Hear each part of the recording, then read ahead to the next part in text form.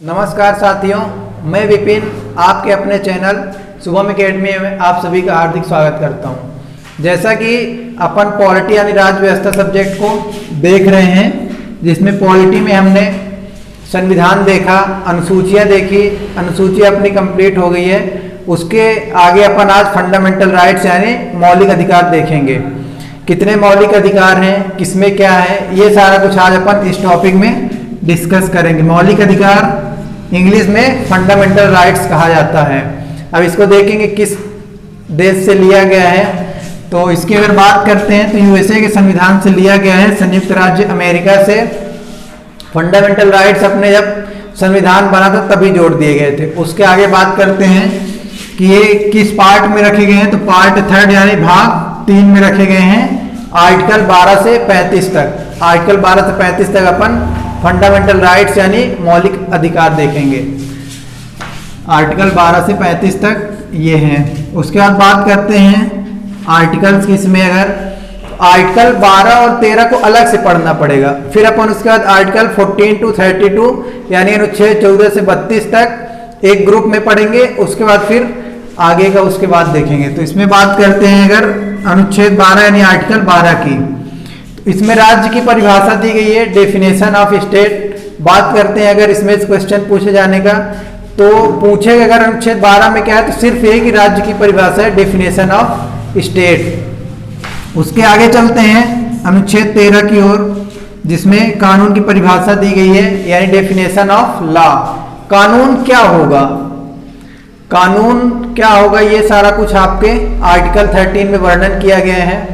अगर संसद कोई बिल पास कर देती है और वो कानून बन जाता है। अगर पार्लियामेंट में कोई बिल लाया गया है और संसद यानी राज्यसभा और लोकसभा और राष्ट्रपति के द्वारा उसे पास कर दिया गया, वो कानून बन जाता है।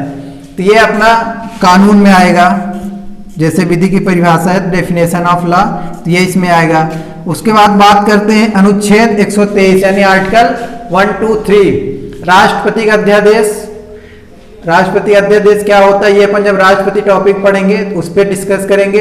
राष्ट्रपति का अध्यादेश भी कानून कहलाता है। उसके बाद बात करते हैं अनुच्छेद 123 के बाद अनुच्छेद 213 राज्यपाल का अध्यादेश, ऑर्डिनेंस पावर ऑफ गवर्नर, इसे भी कानून माना जाएगा। अगर राज्यपाल ने कोई कानून बनाया, कोई ऑर्डिनेंस पास किया, तो वो फिर कानून बन जाता है, उसे फिर लागू किया जाता है। ये कानून की परिभाषा में रखा गया है। उसके बाद बात करते हैं अनुसूची 11। अनुसूची 11 के द्वारा भी अगर कोई कानून बनाया जाता है, उसे पास किया जाता है, तो उसे भी कानून माना जाता है। जैसा कि मैंने अनुसूची में आपको अनुसूची 11 के बारे में बता दिया है।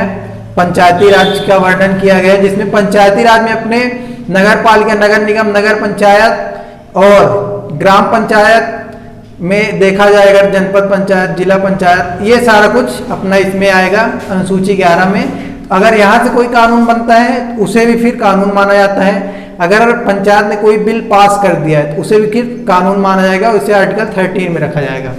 उसके बाद बात करते हैं आर्टिकल 14 to 32 अनुच्छेद 14 से 32। इसे अपन ग्रुप वाइज ग्रुप पढ़ेंगे, जिसकी मैं शानदार ट्रिक आप सभी के सामने लेके आया हूं। अगर इस ट्रिक से आप पढ़ते हैं तो ये बिल्कुल भी नहीं भूलेगा, और अनुच्छेद अगर याद करते हैं, रटते हैं, तो भूलने के पूरे चांसेस हैं। इसीलिए अनुच्छेद याद करने का सिर्फ एक ही तरीका है, बार बार रिवीजन, बार बार रिवीजन, और प्रैक्टिस करने से अनुच्छेद आ जाते हैं।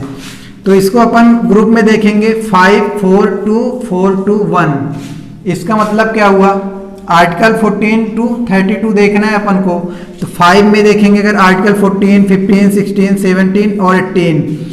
और सेकेंड वाले ग्रुप की बात करें जिसमें 4 है, 19, 20, 21 और 22, ये आर्टिकल्स अपन इसमें देखेंगे। उसके बाद आगे चलते हैं ये वाले 2 में, इसकी बात की है तो आर्टिकल 23 और आर्टिकल 24। अगर अपन ग्रुप वाइज ग्रुप डिस्कस करते हैं, एक ग्रुप की बात करें तो सेम नेचर के पूरे आर्टिकल हैं, सेकेंड में बात करें तो वो सेम नेचर के आर्टिकल हैं। तो इस तरह में अपन को आसानी होगी। फिर 4 वाले में देखें आर्टिकल 25, 26, 27, 28, ये सेम नेचर का है, ये अपन देखेंगे। उसके बाद बात करते हैं आर्टिकल 29, 30, ये सेम नेचर का है, और आर्टिकल 32। अब 31 क्यों नहीं है, इसके बारे में अपन आगे डिस्कस करेंगे। इस पे बात करें 5 इसमें बात की जाए तो समता या समानता का अधिकार है, जिसमें पूरे अनुच्छेद जो हैं तो वो सेम नेचर के रहेंगे, तो इन्हें 5 में रखा गया समता का अधिकार। सेकंड बात करते हैं 4 वाले में स्वतंत्रता का अधिकार, तो ये पूरे 4 आर्टिकल जो आएंगे वो स्वतंत्रता से रिलेटेड होंगे। उसके बाद बात करते हैं सेकंड, इसमें 2 हैं जिसमें शोषण के विरुद्ध अधिकार की बात की जाएगी, दोनों आर्टिकल शोषण से रिलेटेड होंगे। उसके बाद इस 4 की बात की जाए तो धार्मिक स्वतंत्रता के अधिकार की बात की गई है, धर्म को मानना, प्रचार करना, ये सारा जानकारी इस 4 में रखा गया है। उसके बाद सेकंड देखें संस्कृति एवं शिक्षा का अधिकार, ये अपना 2 ग्रुप में है, आर्टिकल 29 और 30। उसके बाद आर्टिकल 31 की बात करें, इसे अपन बाद में देखेंगे जब ये पूरा हो जाएगा। उसके बाद ये 1 को देखें तो जिसमें आर्टिकल 32 है संवैधानिक उपचार कॉम्स रेमेडीज की बात की गई है, तो इनको अभी अपन पूरा डिस्क्रिप्शन से देखते हैं। फिर अपन ग्रुप फर्स्ट देखते हैं। ग्रुप फर्स्ट में आर्टिकल 14, 15, 16, 17 और 18 को देखेंगे अपन, जो भी बनाए थे 5, 4, 2, 4, 2, 1 वाले में। तो पहले में 5 है, मतलब आर्टिकल इसमें 5 आर्टिकल रहेंगे, 14, 15, 16, 17 और 18, जो कि सेम नेचर्स के होंगे। समानता का अधिकार की बात की गई है, समता या समानता का अधिकार, जिसमें से आर्टिकल 14 अनुच्छेद 14 की बात करते हैं तो EBL और EPL बताया गया है। EBL का मतलब होता है इक्वलिटी बिफोर लॉ और EPL का मतलब होता है इक्वल प्रोटेक्शन लॉ। तो अगर इक्वलिटी बिफोर लॉ को देखते हैं हिंदी में क्या होगा, तो इसको कानून के समक्ष समानता कहते हैं। कानून के समक्ष सभी समान होंगे, कोई भी हो सब कानून के समक्ष समान होते हैं। EPL देखते हैं इक्वल प्रोटेक्शन लॉ, जिसमें कहा गया कानून का समान संरक्षण, कानून सबका समान संरक्षण करेगा, कोई अमीर हो गरीब हो उससे मतलब नहीं है, कानून के नीचे सब बराबर है और कानून सबका समान संरक्षण करेगा।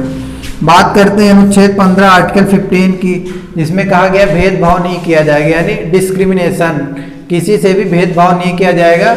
और भेदभाव किस आधार पर नहीं किया जाएगा ये भी देख लेते हैं ट्रिक के साथ। RRCSP, अगर आप ये ट्रिक याद करके रखते हैं तो आप नहीं भूलेंगे, और अगर रखने पे बैठेंगे तो भूल भी सकते हैं। RRCSP यानी इस R से हो गया रिलीजन, इस R से रेस, C से कास्ट और S से सेक्स और P से प्लेस, मतलब धर्म, नस्ल, जाति, लिंग यानी मेल और फीमेल, पुरुष और महिला, और प्लेस मतलब स्थान। किसी से भी इस आधार पर भेदभाव नहीं किया जा सकता है, वो किस धर्म का है, किस जाति का है, किस लिंग का है, पुरुष है या महिला है, उसका प्लेस ऑफ बर्थ क्या है, मतलब उसका जन्म स्थान क्या है, इस आधार पर किसी से भी भेदभाव नहीं किया जा सकता है। उसके बाद बात करते हैं अनुच्छेद 16 लोक नियोजन के विषय पर अवसर की समता या समानता, equality of opportunity in respect of public and employment. इसका मतलब होता है अगर कहीं कोई वैकेंसी या जगह निकलती है तो उसमें सभी को समान अवसर दिए जाएंगे, रोजगार के अवसर प्रदान किए जाएंगे, वो किसी भी धर्म का हो, किसी भी जाति का हो, कोई भी लिंग हो, पुरुष हो, महिला हो, इसमें भी सभी को समान अवसर प्रदान किए जाएंगे। कोई अपना बिजनेस चला रहा है, कोई जॉब करना चाहता है, जो जिस लायक है, तो उसको लोक नियोजन के विषय पर अवसर की समानता है। उसके बाद बात करें अनुच्छेद 17 यानी आर्टिकल 17, जिसमें कहा गया है छुआछूत का अंत, एबोलिशन ऑफ अनटचबिलिटी, छुआछूत किसी से भी नहीं की जा सकती है, अगर किया जाता है तो इसमें भी कानून में प्रावधान है, जैसे कि ये अपने संविधान में ही डाला गया है, एबोलिशन ऑफ अनटचबिलिटी, छुआछूत का अंत किया जाएगा। उसके बाद बात करते हैं उपाधियों का अंत, यानी एबोलिशन ऑफ टाइटल्स, जो टाइटल सेना देती है, एजुकेशन के माध्यम से दिए जाते हैं, चीफ कमांडर हो गए, और एजुकेशन में देखें तो डॉक्टर हो गए, लॉयर हो गए, ये सारी अगर एबुलेशन टाइटल्स किसी को दिए जाते हैं उपाधि, तो उनको माना जाएगा। उसके अलावा अगर कोई टाइटल से उपाधि अपने आगे लगाता है तो उनका अंत किया जाएगा या उन्हें समाप्त किया जाएगा। बात करते हैं अगर कोई किसी देश का सम्मान दे रहा है, अपने यहाँ उपाधि दे रहा है, उसके लिए भी अपन को राष्ट्रपति से परमिशन लेनी होती है।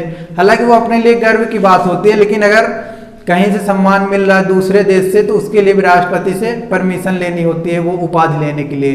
तो अपन ने आज ये ग्रुप फर्स्ट देख लिया है, उसके बाद ग्रुप सेकेंड की कल चर्चा करते हैं।